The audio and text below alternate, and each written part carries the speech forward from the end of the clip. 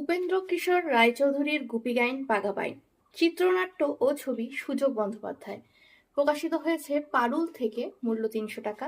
প্রথম প্রকাশ ২০১৩। গুপি গাইন বাঘা বাইন সিনেমা সকলেরই দেখা, বইও পড়া হয়েছে।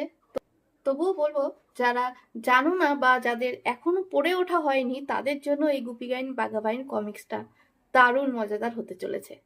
ভূতের রাজার বর পেতেই গুপি বেসুরো হেরে গলা থেকে বেরিয়ে এলো মায়াবী গান। বাঘার বেতালা ঢোলে বেজে উঠল আশ্চর্য বোল। আর তারপরেই প্রথমে শুন্ডি, পরেই হল্লা রাজার দরবারে ঘটে যেতে লাগলো অদ্ভুত সব কাণ্ড। গুপি বাঘার সেই সব আজব কাণ্ড কারখানা নিয়েই উপেন্দ্র কিশোরের চিরায়ত শিশু কিশোর সাহিত্য গুপি গাইন বাঘা বাইন চলচ্চিত্রের পর এই প্রথম কমিক্সে।